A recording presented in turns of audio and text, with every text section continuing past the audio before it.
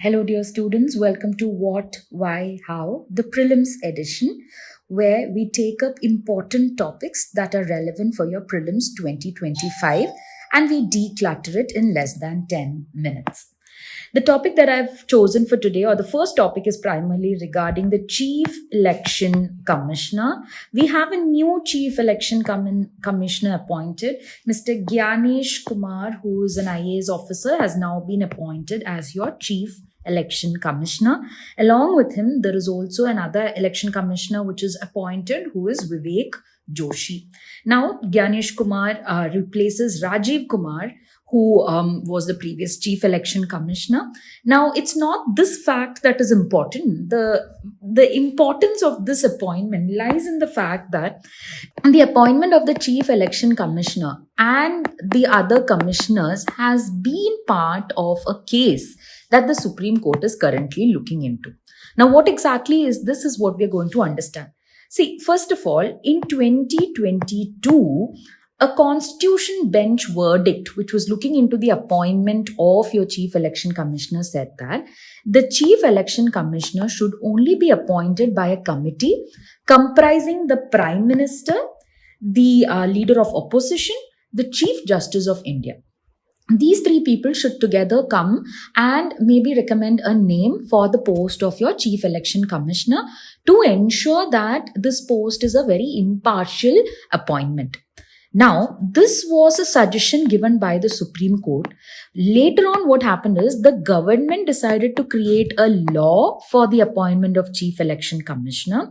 And as per this particular law, or as per this particular act, in 2023, it was said that here, instead of your CJI, the Chief Justice of India, who's going to be there is the Union Minister that is being recommended by the Prime Minister and the Cabinet of Ministers. So, which means that for the appointment of Chief Election Commissioner, you will now have three people, which is your Prime Minister, your Union Minister, and then the Leader of Opposition. Now, this in itself is considered to be biased. Why? Because most of the time, the Prime Minister and the Union Minister are going to be in a 2:1 majority. So even if the Leader of Opposition expresses his dissent also, it is not going to be recorded, or the appointment will still be going ahead. Now, this is now again contested before the Supreme Court. So, understand, this ongoing case is already happening in the court, and in the meantime is where the government has made several appointments in this manner. For example, the previous Chief Election Commissioner's appointment was also like this. The Election Commissioner's appointments were also like this. So, what happened is the government has not yet waited for the verdict of the Supreme Court to make this particular appointment. And this is the reason why Gyanesh Kumar's appointment as the Chief Election Commissioner becomes important right now. Moving forward, the next issue we have to talk about is regarding a group called as your BOKO HARAM. Now, this was also previous year UPSC question, but understand now, Chad, one of the countries that is severely affected by Boko Haram, has now come forward and said that they have killed almost 300 militants. What exactly is Boko Haram? What is the relevance of all of this is what we're going to discuss. Now, Chad is a country in the West African area.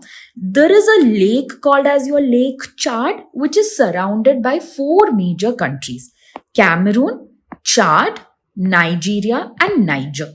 These are the four major countries that are surrounding your Lake Chad. Lake Chad has environmental significance also because Lake Chad is constantly deteriorating in size. Nevertheless, coming to this particular issue, the area around Lake Chad has been affected by a terrorist group called as Boko Haram.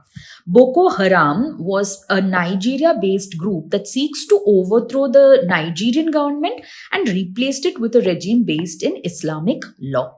It's called as Boko Haram because in languages of Nigeria, you will see that this primarily translates into Western education is forbidden. Boko is a translation of book, and haram means it's forbidden. So these groups which started in Nigeria slowly spread to Niger, Chad and Cameroon, and in all of these 4 areas, these are primarily called as the Boko Haram affected areas.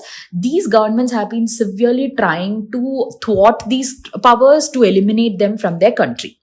So this is what is happening, and this is where Chad had reported that they have killed almost 300 militants.